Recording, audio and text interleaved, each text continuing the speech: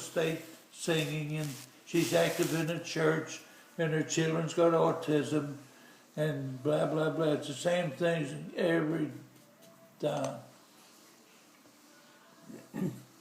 And what was her name? Well, she was a Virginia Ayers, but she married Ed Stifler. And Ed Stifler went to the Boy Scouts and church with me. In fact, we were church ushers when we were teenagers, and also assistant secretaries at Sunday school. We had to take up the collections from all the Sunday school classes, then total up the monies and make the deposit and all.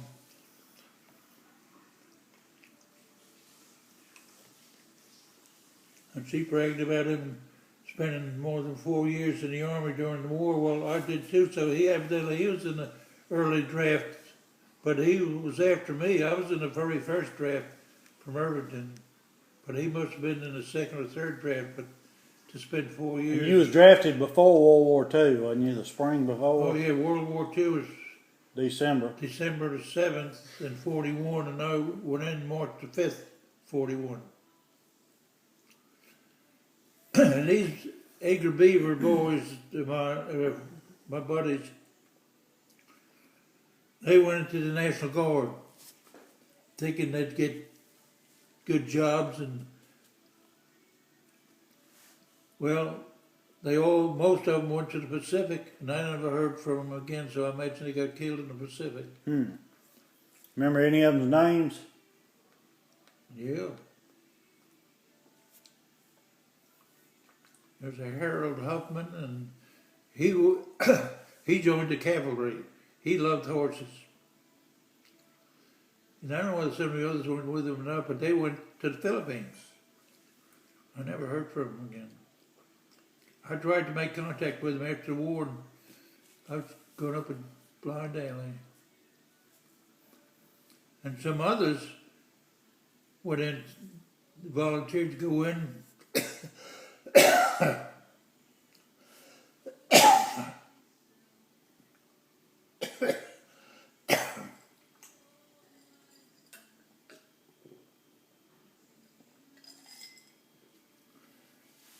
There's 6 or 7 of them, and they were in an invasion in Normandy.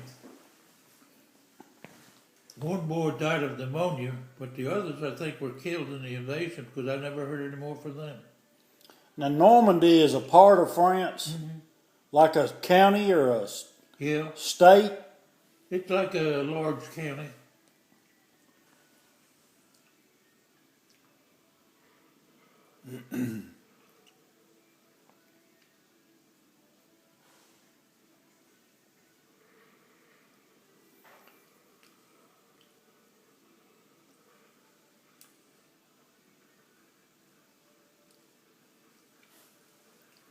And where was it you said the Germans surrendered and you got the pistols? Did you get them all at the same place? Or? Yeah, that's Selsdorf, Germany. All of them, you got them at the same time?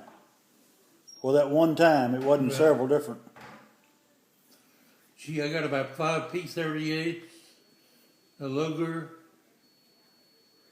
and 2 or 3 different kind of Walthers. But coming over on a boat, the cooks got playing cards. They ran out of money, so they opened up the crate of guns and used the guns. So I lost most of my guns. I mean, were they your personal stash, or they weren't just in a bundle there? All of you got a bunch of guns, and that was your pile. We had our names on them. Yeah. I forgot how we packaged them up, but I should have got more rifles.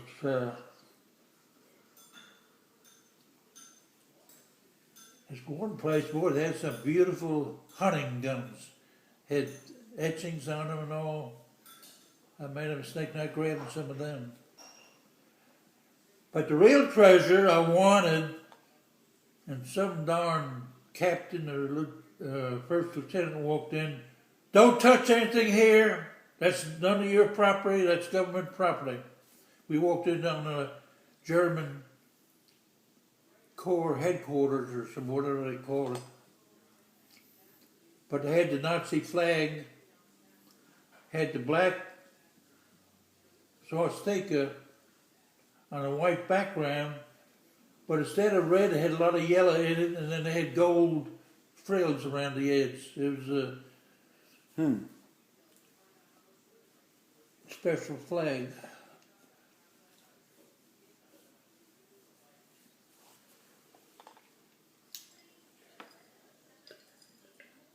And what rank did you say the guy you had the Luger from?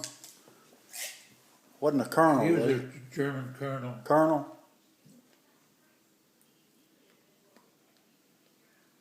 And they just walk up to you, or did y'all Yeah, they were draw your gun down on them? They Or? were marching in a column with these. They remind me of the old, what they used to call a touring car that the undertakers used to use and put the roof down and load it up with flowers. That's the kind of car he was riding in, and he waved to me to come over, and he surrendered his Luger to me. And then one of the walking corporals surrendered his gun to me. Did they have different weapons per rank? I mean, did the regular soldiers have Lugers, or only the upper officers? I think only the officers had the Lugers. They had these rapid fire guns and Broom handles or something? Or was a broom handle a Russian or German? what? A broom handle? Ain't that a Mauser? I've never heard that before. Yeah, it's kind of in between a rifle and a pistol. I mean, it's like a big pistol. But it's got an unusual looking handle. They call them a broom handle. I've never heard that.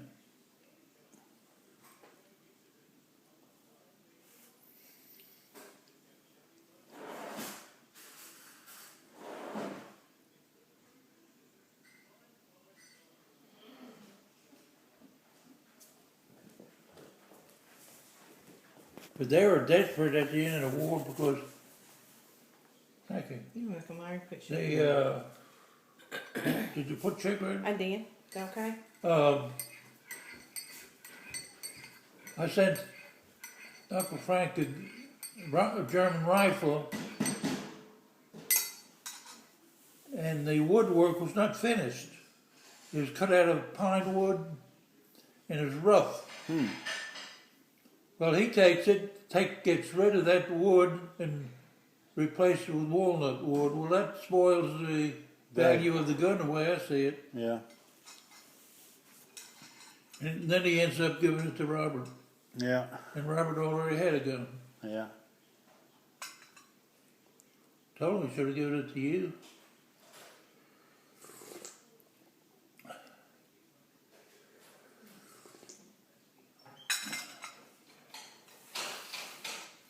But it was a crazy war because most of the German troops we come in contact wanted to surrender. They didn't want to fight.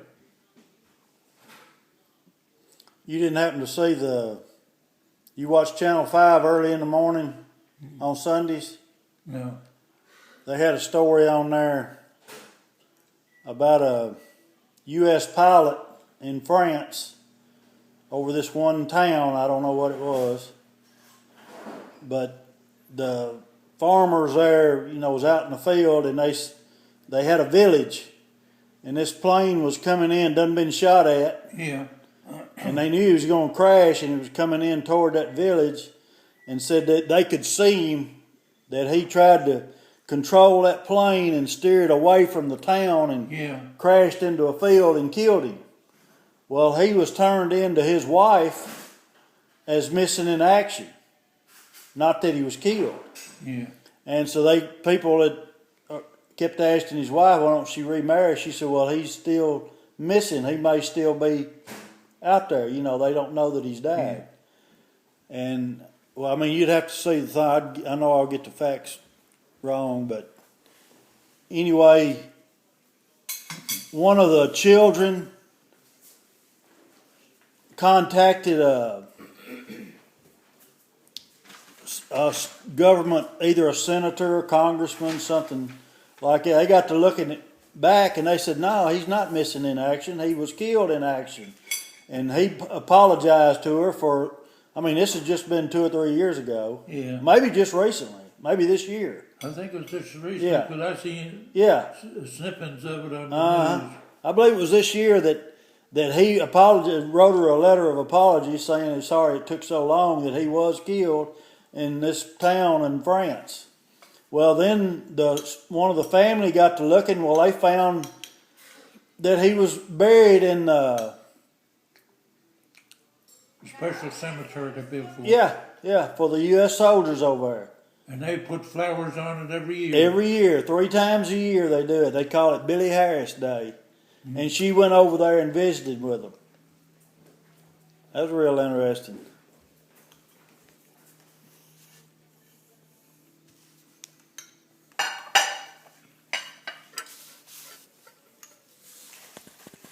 There's no law like a daughter-in-law. Oh, thank you. A good daughter-in-law at that. Shoot, now I'm not. Far from that. Okay, brag. You want a little pecan too? You want what your daddy's got? But the second or third town we moved into, we were actually fighting. And these group of French people come up to us, wanted to know whether we had an American flag. Well, nobody did. We didn't carry American flags. But they said a lieutenant, or I think it was the first lieutenant, was killed, and they wanted to bury him with an American flag.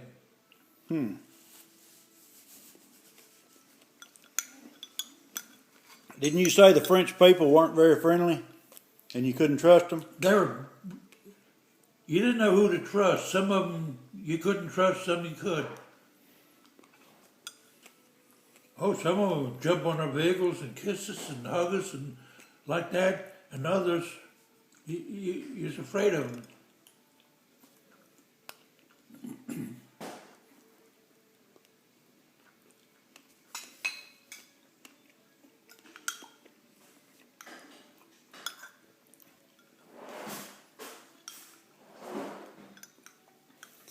I'd be leery if a French guy wanted to come up and hug me and kiss me. Well, in Northern Ireland, it was the same way. You didn't know who to trust, the Irish. Some were sympathetic to Germany. Oh, really?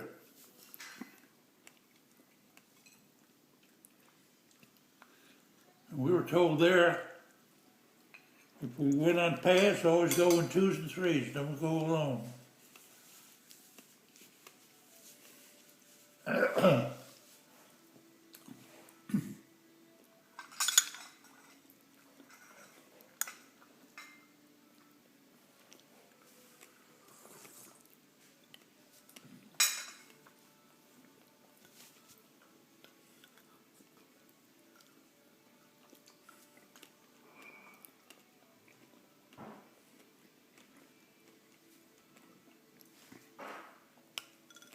Were you ever real scared? Oh, Were you ever real scared? oh, mercy, yeah. When they were shooting point blank with tanks,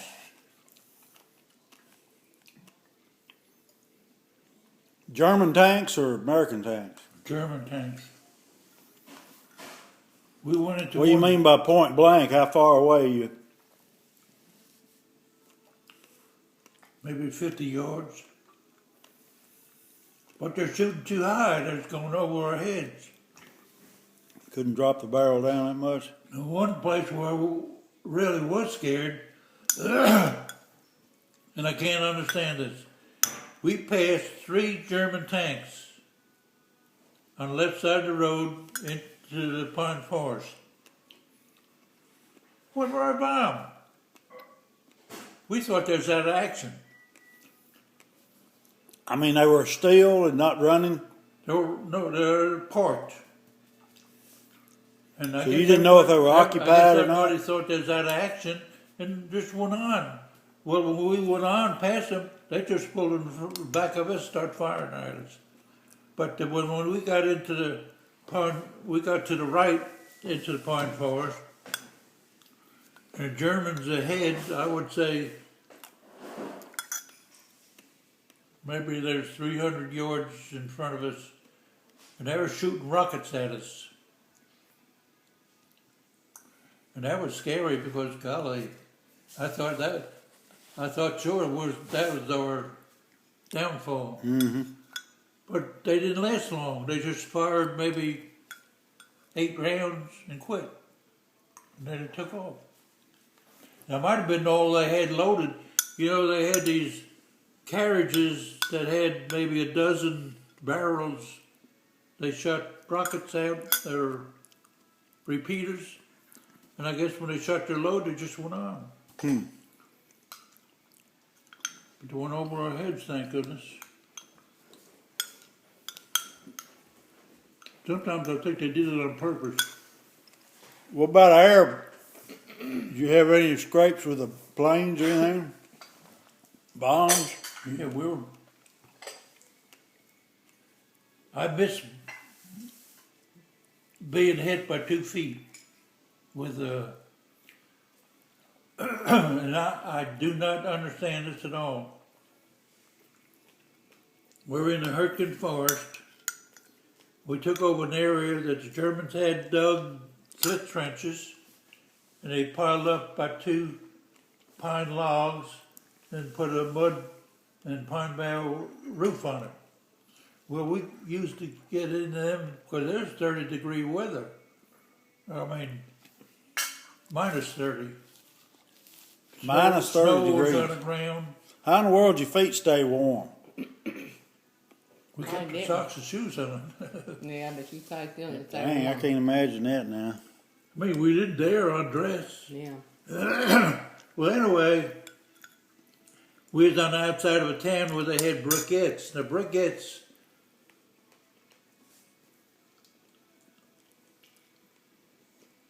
it wasn't really coal dust, but it's something, might have been peat, I don't know. It's a slow burning stuff. And they set up a tank up on top of the hill, almost into a clearing. They told us to go up there and dry out. They had a stove going with this ersatz coal burning. Here's blue smoke coming up out of trees. Well, there comes 2 German planes strafing us. Some fellas stayed in the tent, and I know doggone well they're shooting for the tent. So I took off running. I tripped over a root of a tree and hit the ground hard. Well, right then, the bullets missed me by 2 feet. Probably a blessing your trip, didn't it? So it was machine gun fire from the plane, not a bomb or something. We had machine gun fire. But we were straight in Normandy.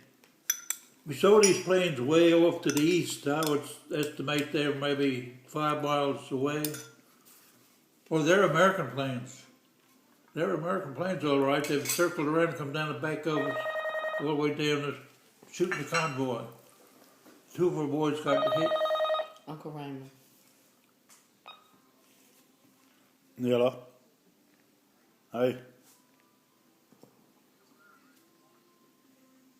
You better come about 5 o'clock. You better come about 5 o'clock.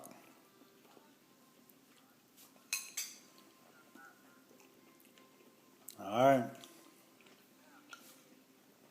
Metro, I guess.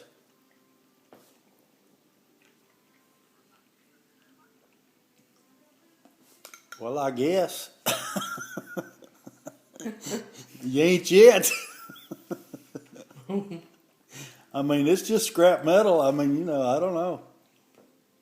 If you want to ask for permission, you can just leave a note on there that you'd come and get it if they'll let you have it. Or did you ever get a hold of Kenneth?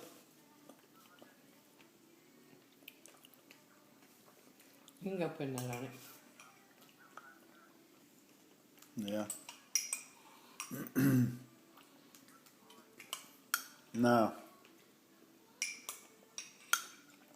But I won't be able to help you. No, it's in Kenneth.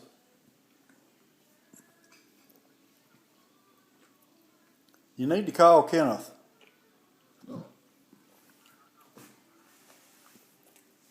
Call him tonight. It may be on your phone. Huh? I'm not sure. All right, call and let me know. Bye. They went out in a truck about 3 o'clock. I don't know where they went. Or how Kenneth. long they'll be gone. Kenneth did. Now you called him on your cell phone, didn't you? And he called back on the house phone. I don't know why he ain't calling your cell phone He's not anymore. real smart. What? I mean, I just if he wants to get in touch with you, he needs to call your cell phone.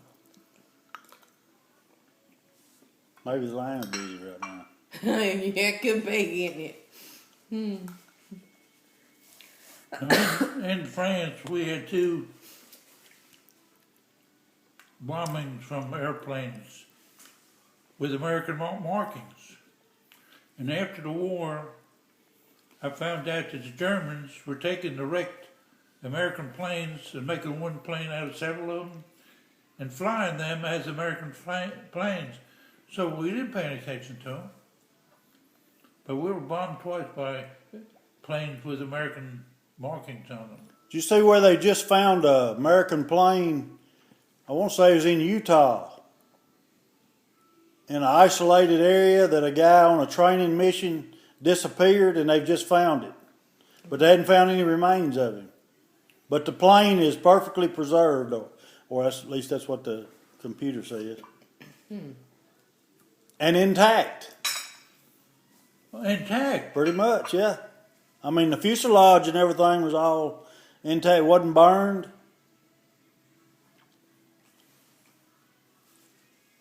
Well, I heard that some of these pilots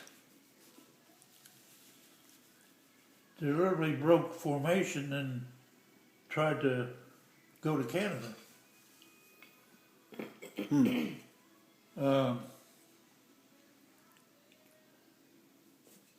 Well, somewhere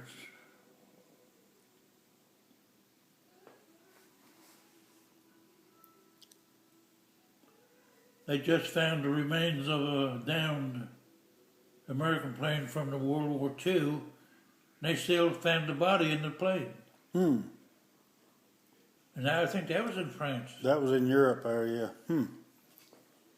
Oh, that's amazing.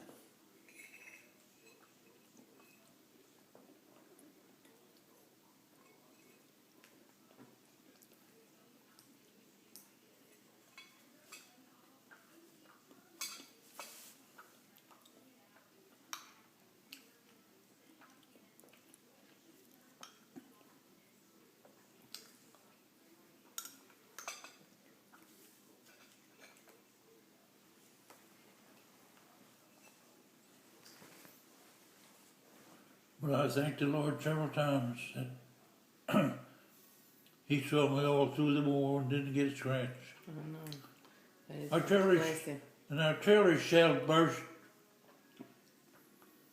I'd say no more than 10, 12 feet away from me. Oh, what did? What burst? Artillery shell. Oh, artillery shell. I didn't get a scratch. But my rail sergeant, piece of shrapnel hit him the broad way on his back. It bruised his back because it didn't bleed. He couldn't get the Purple Heart, and he was so mad. Our doctor was a Jewish doctor. And You remember what that guy's name was? yeah, Mortimer Opera. He was the guy that got hit but didn't bleed. Yeah, Mortimer Opera. Opera. Oh, how do you spell that? Now, in Northern Ireland, he would get packages from his uncle. His uncle owned a Mother's Cocoa Company in, I think, Chicago or Detroit, somewhere up there. And he was so mad because his uncle would send a little bitty package to him instead of owning a big chocolate company or whatever it was. He might have been limited on how much he could have sent, you reckon? I don't know. Y'all could have lived on chocolate out there, couldn't you? But you know, he was pretty bald-headed during the war. And we had a reunion at Orlando, Florida. He had a full head of hair. And what was his name again? Mortimer Okay, hang on. Opera. O-P-L-E-R. O-P-L-E-R. For me? Right now. Yellow. Yeah.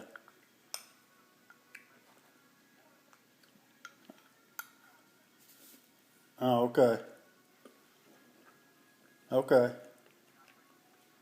All right, Kenneth's gonna get it then. Okay. Oh, I'll get it for you then. Oh, okay. All right. All right.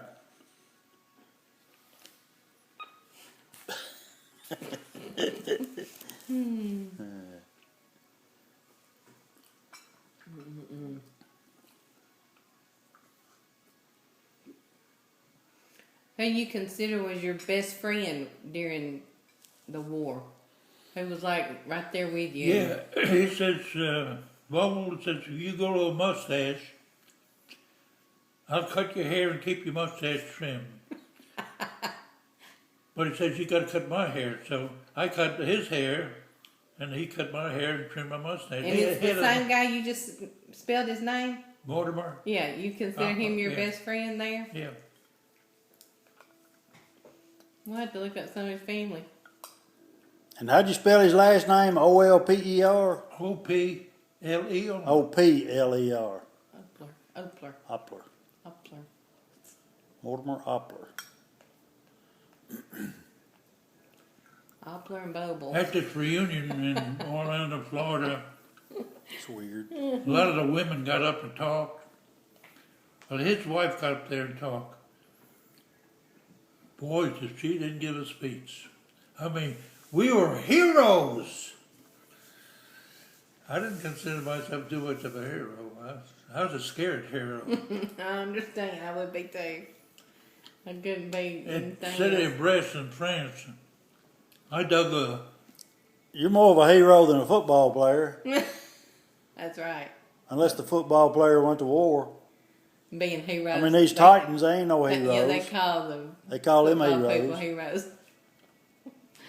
Oh man. Well, there's one that quit and went to war and got killed. Yeah, Pat Tillman. It's just hard. By friendly fire at that. Really? Yeah. Well, I saw one killed by friendly fire. Did you? I know it's tough not to. I mean, you know, In you're up France. against all that. It was just beginning to get dark. We pulled off into this territory, something like this. Another one if you need it. And they had captured something like 30 or 40 German soldiers. And they were marching in a double column down this driveway or whatever it was near this house. For some crazy reason, one of these German soldiers broke ranks and started running. And somebody shouted, halt. Well, he didn't halt. He just raised up his gun and shot him. But in the process, well, I don't know that it really hit him. He shot at him. But right at the same time, a Jeep crossed into the path and killed the driver. Went right through him. And where the newly made colonel, he was Major Buckley, and they raised him to Colonel Buckley. He hadn't been colonel too long when we were battling for the city of Brest. And the plans were the 29th Infantry to our right was supposed to send 2 companies of soldiers into the city of Brest, along with 2 companies from our battalion, plus 2 companies from the battalion to our left. What went wrong, I don't know. But they said if they reached their objective, said one word. 5 o'clock in the morning, the word come over. And boy, everybody's just jumping for joy. But at 6:30, they saw the American troops marching up into town with their hands behind the back. The Germans had captured them without firing a shot. What town was that? You Then know? they found out that the troop to our right didn't send the troops in. You remember what town it was or anything? Or what? City of Brest. And we were something like Bordeaux is Nashville, where we worked to City of Brest. How you spell that? THAT. Funny guy. BREST. BREST. Okay. They got you.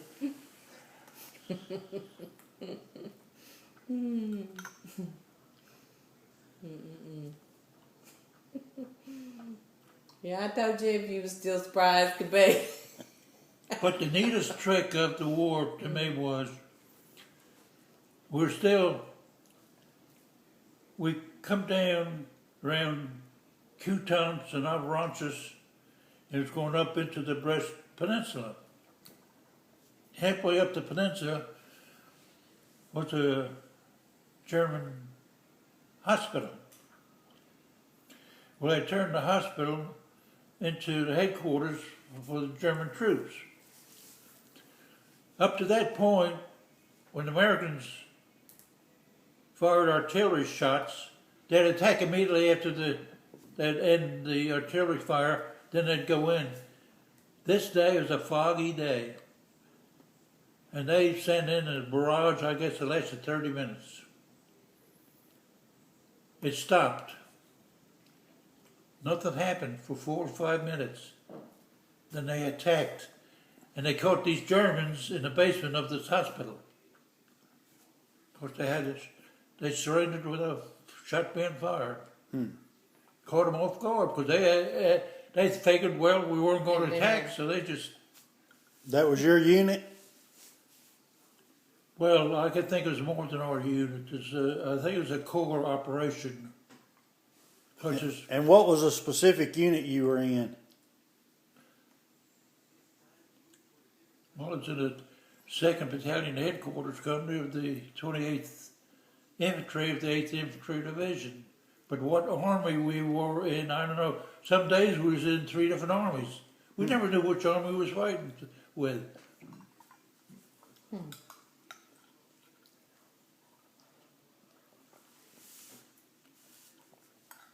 And where was you when you seen Patton? Well, some twice he come to talk to us in Northern Ireland before we went to France. You remember what year? 44, early 44. And then in France,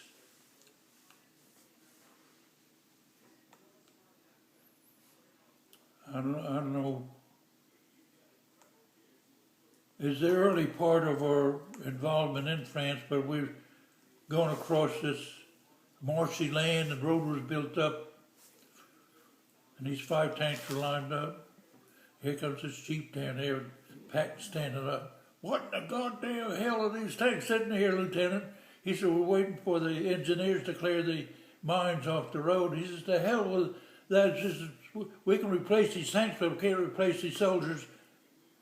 Take them on. So they went on, but there's no mines in the road, thank goodness. But they could have been. Mm-hmm. So, I mean, as far as I'm concerned, the lieutenant was in his right. Mm-hmm.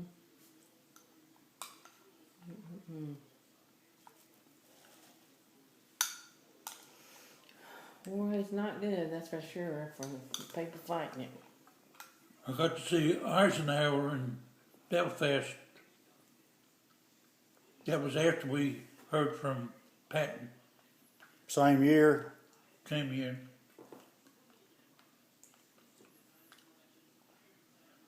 We had a Italian boy, he real I mean, you was that close to Patton to hear everything he said? Yeah. What distance you think? Pardon? What distance were you from him, you think?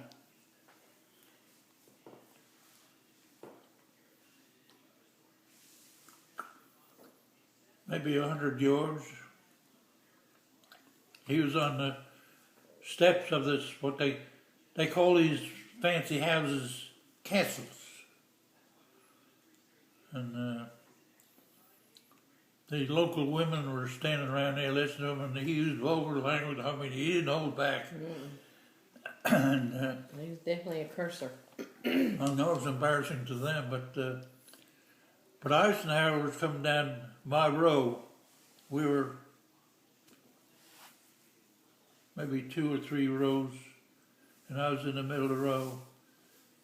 And Eisenhower was coming down the row, and about 5 people to my right, there was this little Italian fella. All he did, he was a misfit.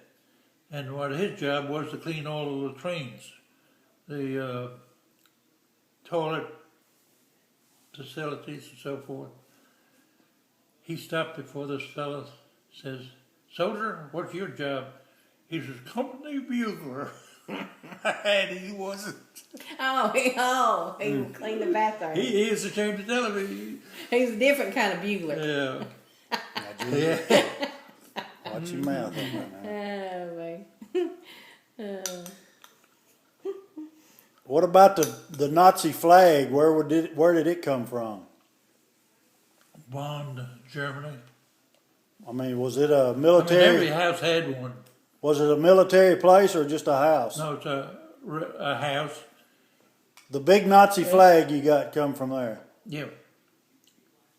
And what bothered me was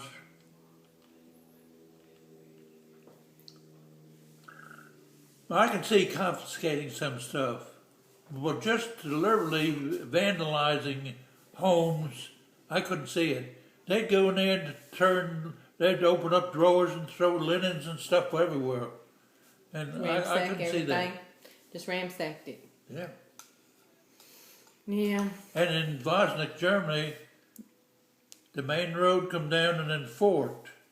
And then in this fork was a Catholic church. Well, this Italian boy goes in there and steals the altar cloths that's in the home. Can you imagine that? No. I mean, a lot of things. And then a lot of the German soldiers would never strip a GI of his watch or jewelry. They always let him keep it. But the Americans, shoot, they'd strip the Germans of anything they had, money and Really? watches, jewelry. We're just thuggy people, aren't we? Compared to what we could be. That's what you can be when you're the liberator. We're not Christ-like. Now, wait a minute. What about the armbands? They were military, weren't they? Or not? Yeah, they were. You want to warm up No. on your coffee? Well, everybody. Well, the armbands belong to the people who belong to the Nazi Party. So they could have been civilian So, armband. But anybody that was proud to be a German, I guess supporting Hitler, would wear those armbands. I mean, whether they had civilian clothes on them or whether they had army uniform. Oh, okay. Play it back. I can't do that now. You may be on all night. He don't know how to stop it. I didn't know it It's would been do good. for that long. I didn't know that. I thought it was Are you like sure? 14 minutes Are you at a sure? time. It it's says better? 38 minutes on it. Well, that's pretty neat. Yeah. When that one runs out, you can do mine. My phone. Or the way you do, just restart one. I thought you were going to talk about your war experience. Thankfully, I don't have any. Yeah, Yeah, it's been interesting. There's a lot of miracles that happened. We were assigned to a house in sort of a quadrangle around an open field like a park or something. And we were told to vacate that house and go into another house. Well, the Germans set up a V2 rocket and it come down and hit the very house that we vacated. So there's several ways I missed. God's just taking care of you. And then, in the dark of night, the house we were in backed up to the earth canal. and we marched across the concrete bridge, which is a slab. There wasn't any railings on it that I could remember. But the Germans sent in they must have had one of these rocket launchers, and they sent in a bunch of rockets, hit it the far end of the bridge, and here American troops were about halfway across the bridge, and not one of us got hit. I don't understand that at all. You can see these purple flashes from these small rockets exploding on a bridge. Nobody got hurt. Crazy.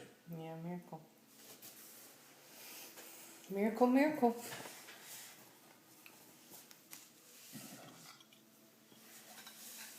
Done. And I do thank you. You're very welcome. I was gonna cook for you. I have to cook the next I time. haven't heard any more from the fella for the disc from up Lebanon. Emailed him. He emailed me yesterday, and he said that he's going to get on to it the next couple of days, is what he said. Now I don't know whether he will or not. He apologized for being so long. I'm anxious to see it. Yeah, I told him I'd just prefer it if he could just make a copy unedited. I mean, I didn't really want him to edit it, but because it'd look to me like it'd be simpler, but I don't know what he'll do. But He might narrate it or something. Yeah. I don't know. and I told him I'd like to have all that he interviewed up there, not just yours. But so I don't know what he'll do. He said he had a lot of people requesting it, but that he had some guy was going to help him with it, or what I understood.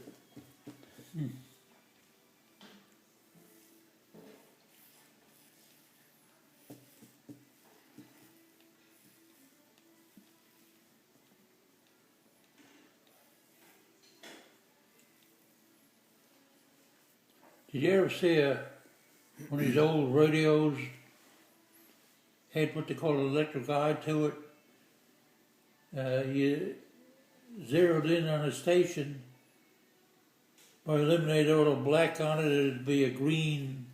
Never seen that.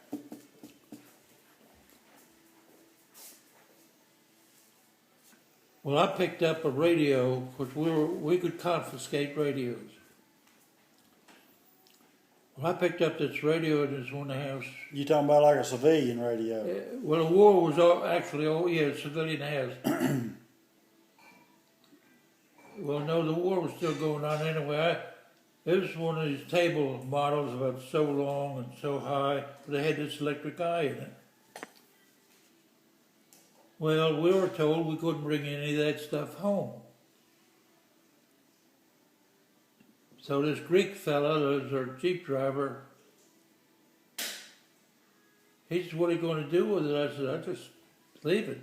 He said, "Give it to me. I'll be doggone if he don't go down the line and sell the thing for $80. Well, that's a joke, because nobody inspected our bags. We could have got home with a lot of stuff. It was a different time, I guess. Yeah. And the first thing I did when I got off that boat at Norfolk, Virginia, I bent down and kissed the ground. And it's so strange hearing everybody speak English. You heard so much French and so much German. Then when you come back, how long was it before you got out of the military altogether?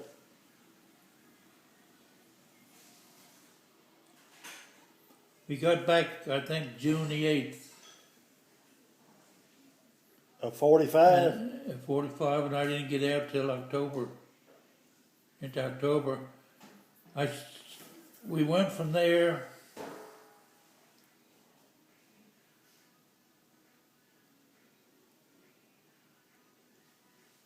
Now the war didn't end with Japan until later than that, wasn't it? Like August? August 14th. See, our unit was headed to the Pacific. I don't know actually where we would have gone to, but we got out to Fort Leonard Wood, because at that point I didn't know that I was going to get out. But they gave you so many points for service in the Army, so many points for serving overseas, so many points for serving in combat. Well, I'd collected 89 points, and I think you had to have 85 points to get out. So I just had enough to get out. So then with the Portland Woods, so they brought me back to Camp Forest. And from Camp Forest, we went to Camp Kilmer. No, we went to Fort Dix. We had to go back to the original camp where we were inducted into. I wanted to get sent to Nashville, but they wouldn't let me do it. I had to go back to Fort Dix. Then I had to come back. Now, what year was it? 41 when you went on maneuvers through Wilson County, or what year was 42. it? 42. We were the second year. And you met Mama that year, or you visited out here? I met her in February 42.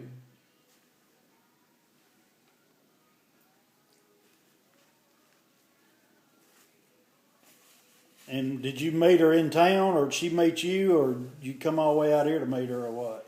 I come out here to meet her, but she was on her way up the ridgetop with Diddy and I don't know who else. But they had a flat tire almost opposite Lord's Road where we come out to Licton Pike. They got a flat tire, and they had to come back. Oh, they were on the way up the ridgetop, got the flat tire there, but we were told they went out to Nance. So Dick had picked me up in town, and when he got out here and learned her, she was in Nan's, we went out to Nan's, but Nan said that they didn't hear from him. So I met Nan and Uncle Roy before I met your mama. And so then we got back. And that was in Hermitage? I mean, Yeah. Nan lived in Hermitage then? There lived that in one of those mounds buried in Percy Priest Lake. Really? Stewart's Ferry Pike. Is that right? And we got out here to the Stone house, to Bruce and Sadie Mae's house. And Sadie Mae tried to pass herself off as not, and I knew different. So we had supper there, and then she wanted to take me up to meet her folks. It was like stepping back in time. I mean, you got past Dick's house, there's no electricity. Yeah.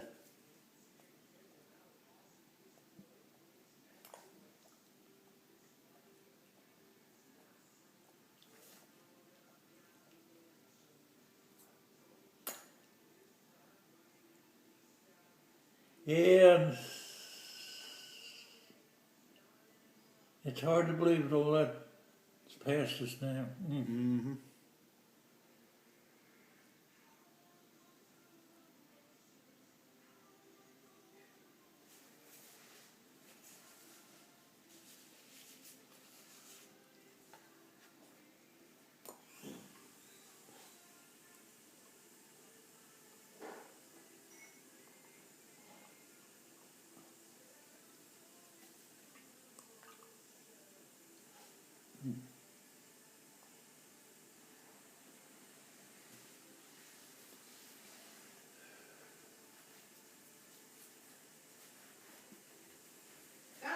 We didn't get any rain. I'm going to go out there and Don't start cussing. I said, I didn't. I said, we didn't get any rain. I said, I'm going to have to go out there and water my flowers. It didn't even. It was a misty rain up our house, no hard rain at all. Yeah, it's not even wet. The bank. All that's dry as can be. I guess I better go water them. And get ate up by chiggers again. They've been about to kill me. You got water on? When I come home from overseas, we went to Fort Dix, 75 miles from home. Well, I didn't go home to see my parents.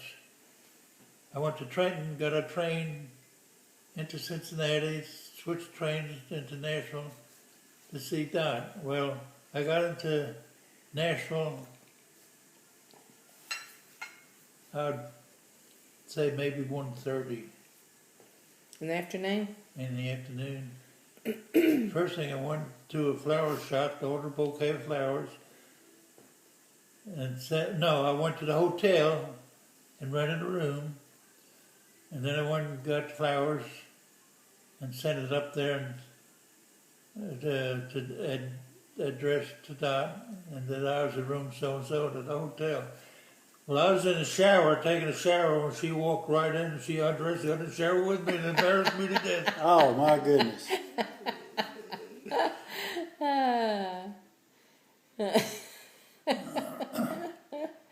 Well, I tell you. Those were the days. Yep. And then she took me up to the school. That was And before you- you was you- married or you- after you was married? Pardon? Before you was married or after you was married? That was after. Well, dang. No, now we got married before I went overseas. Oh, you did? 41? September 43. Okay. Yeah, I was stationed at, So you got drafted in 41, but you didn't go overseas till 43. that's right, the end, November 29th. Okay, I just always figured you went. But see, we come 42. off of Desert Maneuvers, ended up at Camp Forest, and everybody's getting furloughs. I didn't get one. So I just happened to walk out the rear of the barracks when I met the company commander. I said, "Sir, I'd like to get a furlough." He says, "You can't have one, I'll give them all out." I says, "But I want to get married. These fellas are going to town to get drunk." He says, "See me in 15 minutes." So I got 2-week furlough. The things you'll go through. Dot Get put out. and believe it or not, but Dot put everything together in 3 days' time. I don't doubt it. She was organized like that. Not much she couldn't do, was it?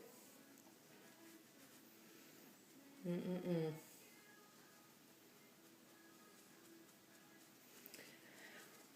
Pretty special lady.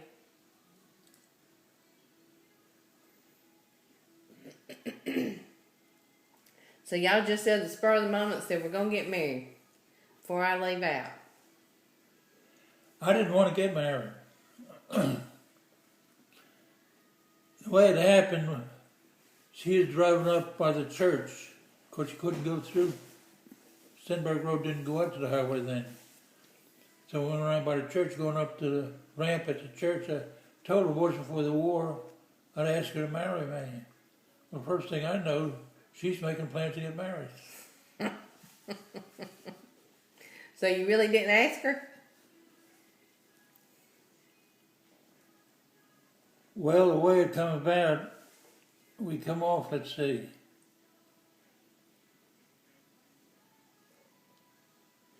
We come off Desert Maneuvers, went to Fort Leonard Wood. And I got a day pass to St. Louis. And rode the bus in there. And back in those days, all the stores closed at noontime. And I was walking down the street just as this jewelry store was getting ready to close. And I had $65 in my pocket. And I saw this ring, engagement ring, for $60. So I went in there and bought it. Well, no. Before that, though, I called at home and talked to Sadie Mae. They asked her what Dot's ring size would be. So she told me. So then I bought the ring on pass. And that was in February. And I guess it's the same night I got there. She got there in the afternoon.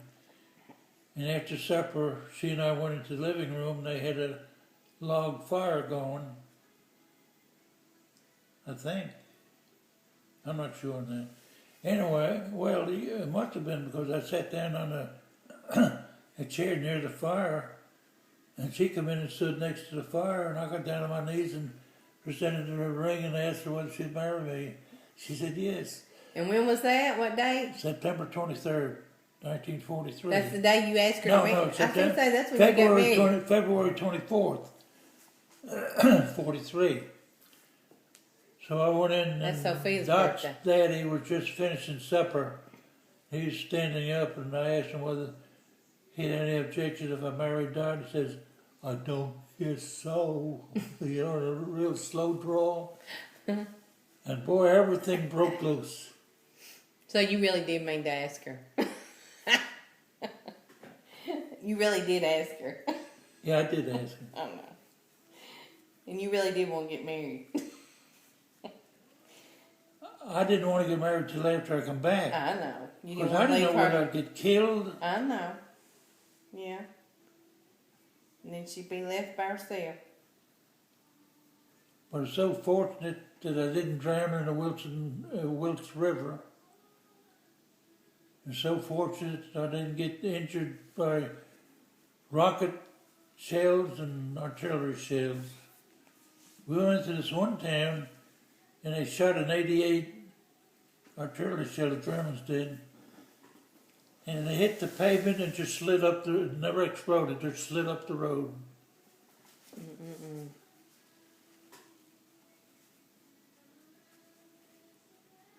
But where I was really scared was they were considering court-martialing me.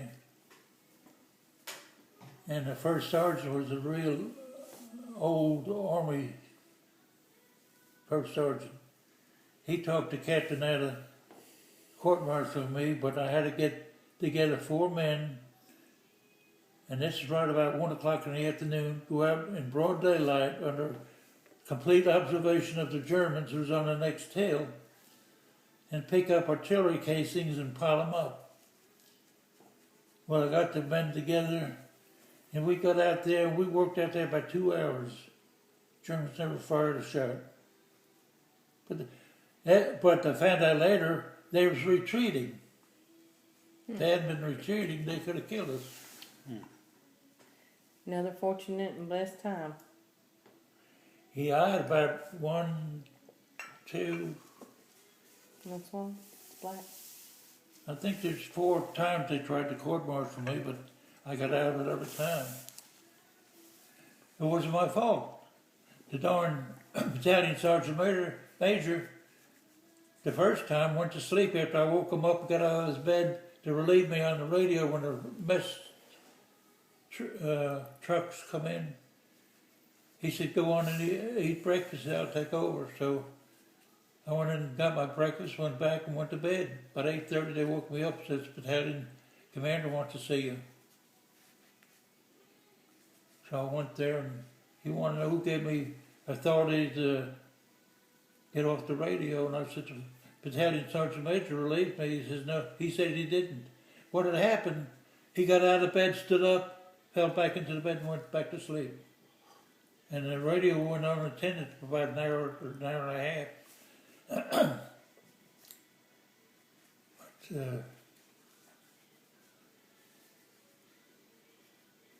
And then right at the end of the war, one of the few times they hooked up the telegraph set.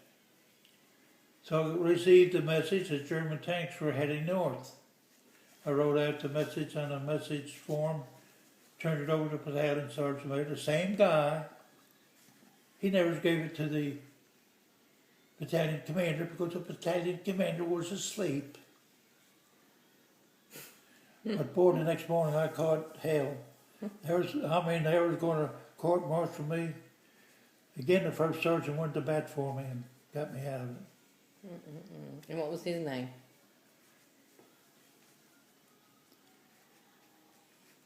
I don't know. I don't even know whether it's in any of the books I've got.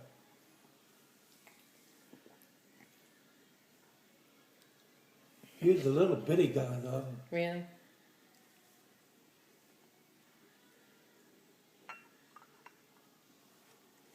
Oh, I started to tell you, at City of Rest, I dug my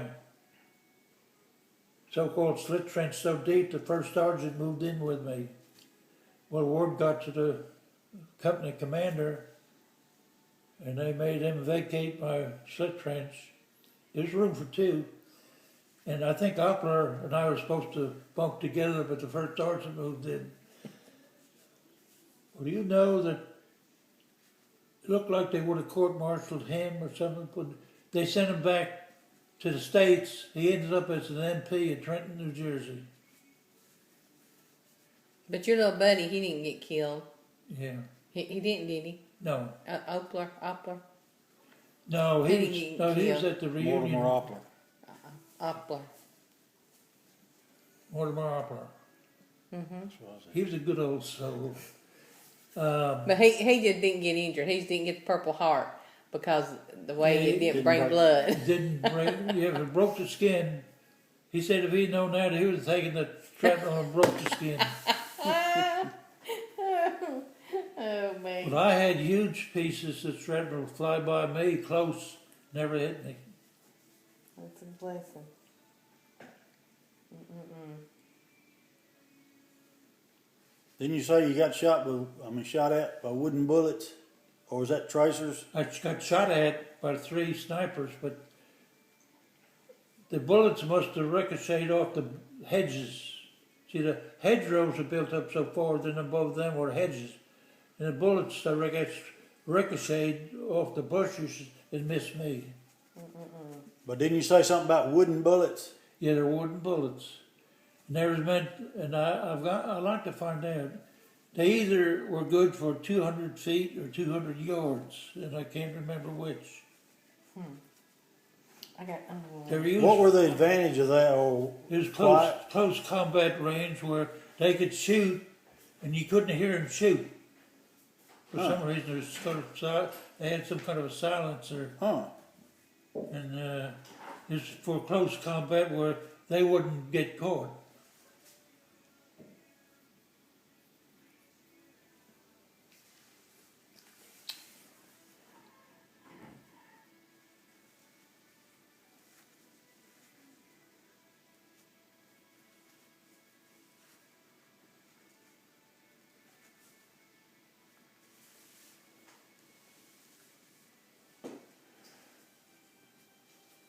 Ho ho.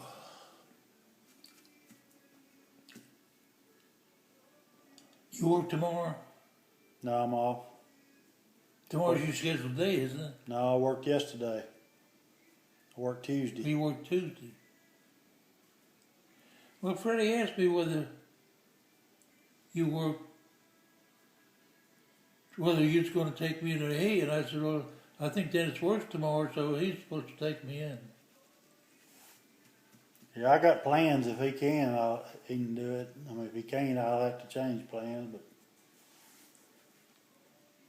if he can do it, it'll help me out. Well, someday when you take me in, I'll try to arrange with Morris Dennis to take us to lunch. All right. I want to try to get about 25 sheets of poster board from him.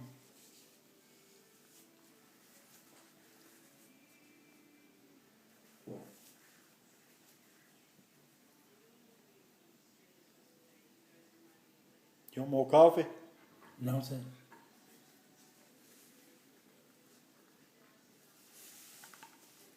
DG, the Dollar General.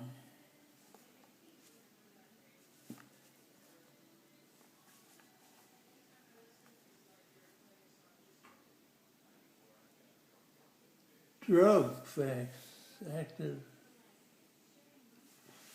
trading.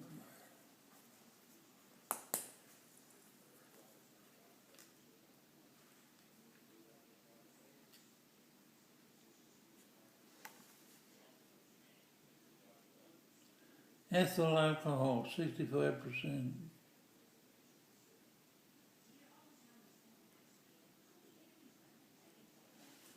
But what's the rest of it? Let's see.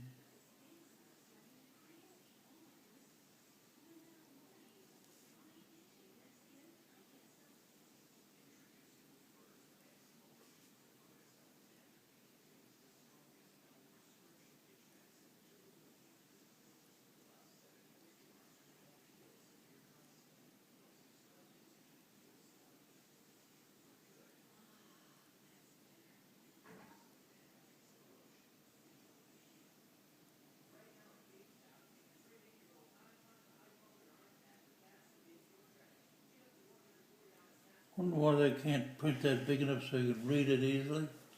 Because it says made in China? No, I don't know. Really? Probably. Son of a gun.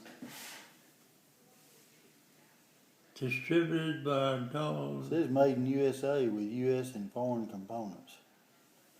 Gen Corporation, Hillsdale.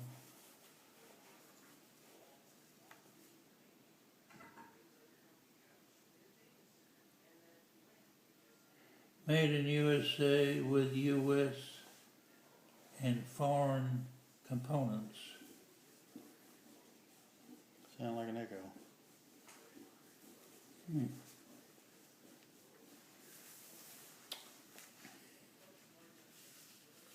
Does that fire truck run? Oh yeah. You want to see me drive it? No.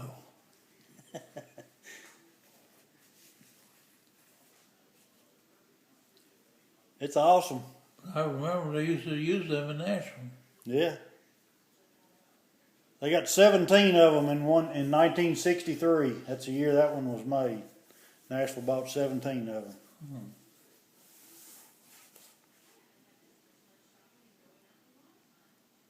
Is that a vehicle covered over the top or what? Yeah, it's a Model T truck I'm trying to sell now.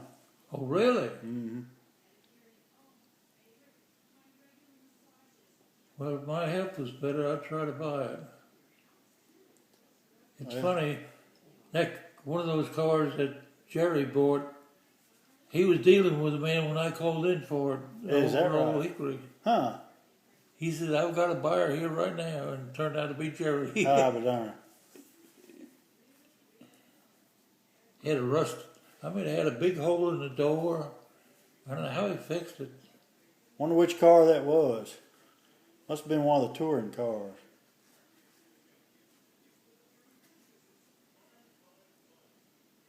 Here's a short. I guess you call it a coupe. I don't know.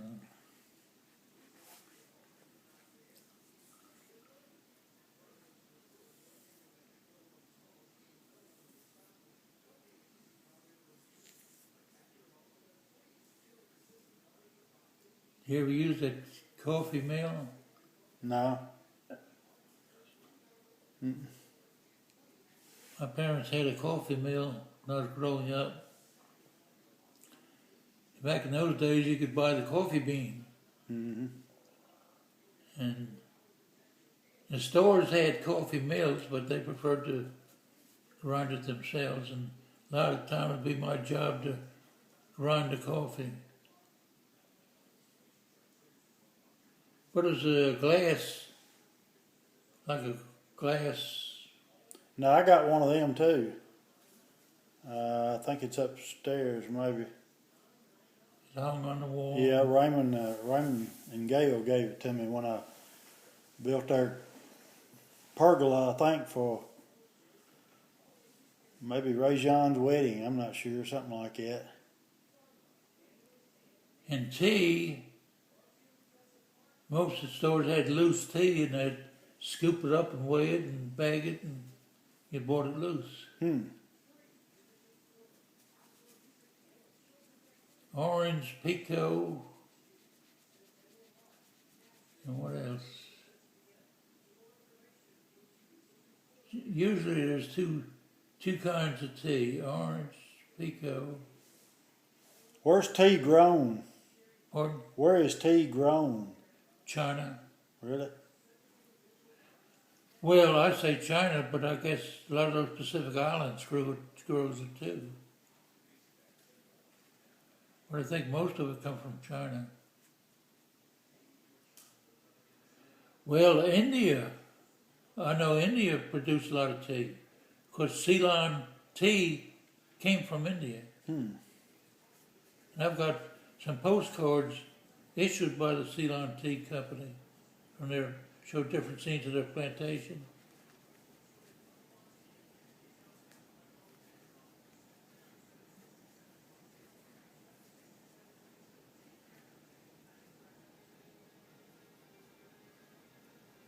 And I watch Channel 179, the game show channel.